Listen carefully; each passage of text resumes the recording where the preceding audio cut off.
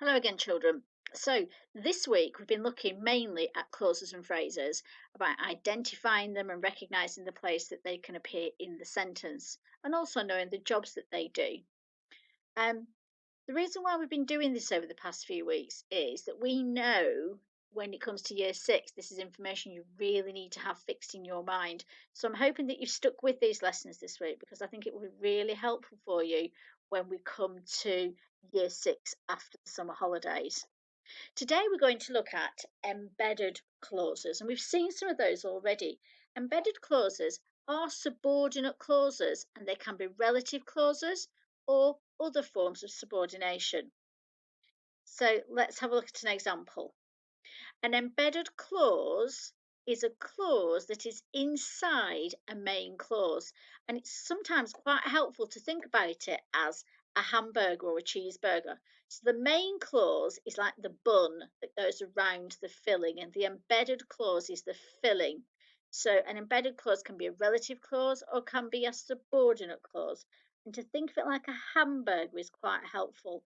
Here's an example. So the sentence is Fred, who was really hungry, went looking for food. Now, we could say Fred went looking for food, but I've used this relative clause inside my sentence to make a little bit more, give a little bit of information. Why was Fred looking for food? Because he was really hungry. So Fred, who was really hungry, went looking for food. And that's what we call an embedded clause. They're not always relative clauses, but often they are. And the embedded clause is always protected either side by commas. Let's have a look at another example. Fred, who was tired and sore, sat down by the campfire. So we could say Fred sat down by the campfire. This relative clause here has been embedded into the sentence. It's been the filling in the hamburger, and it's protected by, just about see them here, look, the embedded clause is always protected by a comma on either side. Here's another example. This time, the embedded clause is a subordinate clause. Look, it says, Fred, when he saw the bag, climbed onto the branch. If you remember, that's the part of the story where Fred sees the bag by the bees. Fred, when he saw the bag, climbed onto the branch. It's a little bit different from this relative clause. Fred, who was tired and sore, sat down by the campfire. Or Fred, when he saw the bag, climbed onto the branch. So we've got the subordinate clause here and the subordinated conjunction, and our embedded clause is protected on either side by, let's squeeze that in, can I? By commas. And if we look at this now, I've taken that first idea, Fred, when he saw the bag, climbed onto the branch. That's an embedded clause with a subordinating conjunction here. So it's a subordinate clause and it's inside the sentence.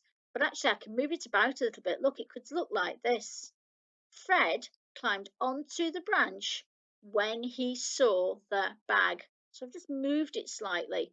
So it's not embedded anymore. It's at the end of the sentence. Here's another example. When he saw the bag, Fred climbed onto the branch. Just have a think. What have I done with my embedded clause now? Where is it now? Let's write it at the front of the sentence, and here's my comma to separate it out. And then we've got another little job that we can do. So your job is to go and get yourself a pencil and a piece of paper, because the next slide is for you to have a go at. So just pause the video now and go and get a pencil and some paper. Okay, so here is my embedded clause. As she held onto Max. Does it make sense on its own? Here's my main clause. Lila was feeling scared. Lila was feeling scared. And into my sentence, I've added a subordinate clause and protected it with some commas, look. And that's the embedded clause. So Have a think about rewriting this sentence now so that this subordinate clause is at the end. What would it sound like if the subordinate clause was at the end? Have a go at writing it down for me. Pause the video and have a go. Okay. Lila was feeling scared as she held on to Max. So my main clause is here, look. Lila was feeling scared as she held on to Max. You've popped it to the end. So we started with Lila, as she held on to Max, was feeling scared. We could say Lila was feeling scared as she held on to Max. So here's your next job. Can you rewrite the sentence so that the subordinate clause is at the beginning? Don't forget the comma.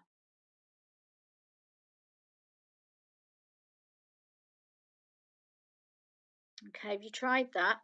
Let's see what it should look like. As she held on to Max, Lila was feeling scared. So we've still got our main clause here. As she held on to Max, Lila was feeling scared.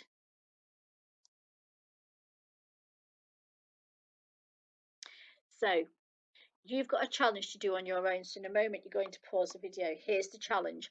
The main clause is Max picked his nose. That's the main clause. Max picked his nose. Here's the subordinate clause. Because he had nothing to do. I want you to write that sentence 3 ways. I want you to embed that clause. I want you to put the clause at the front of the sentence. And then I want you to write it again and put the clause at the end of the sentence. So when you're finished, you'll have 3 sentences, one with an embedded subordinate clause, one with a subordinate clause at the beginning, and one with a subordinate clause at the end. Now, don't forget, you're going to need commas sometimes, and every sentence will need a full stop. You've got that little job to do. If you fancy a challenge, it says use the same information but write it using a relative clause. So you're going to have to change this word here. Okay, so pause the video and have a go. Okay, so hopefully you will have some sentences that look a little bit like this. I'm just going to put the slide on for a minute. Put the shade on. Max, because he had nothing to do, picked his nose. Our main clause, Max picked his nose. Subordinate clause, because he had nothing to do.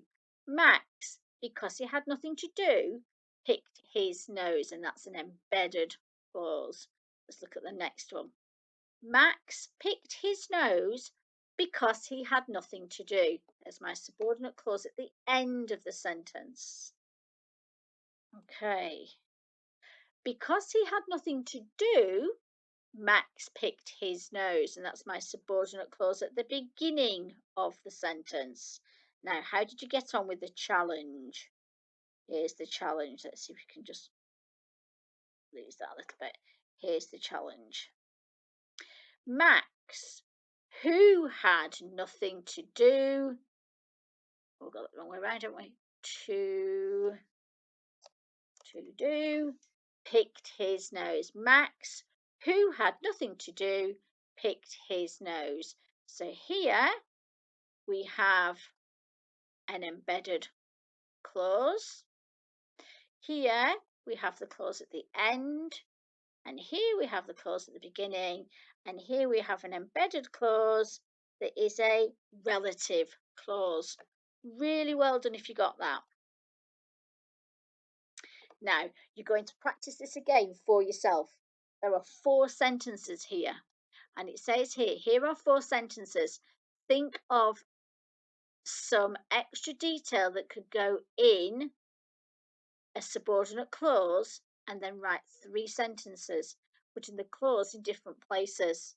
Then use the information to write a sentence with a relative clause. So you're going to do the same as this job here. Okay? So you've got a sentence here, Con got sunburnt. Now, in this section, I gave you the main clause and the subordinate clause. But these sentences I've only given you the main clause. You have to think of your own subordinate clause, and then you have to practice putting it as an embedded clause at the front and at the end.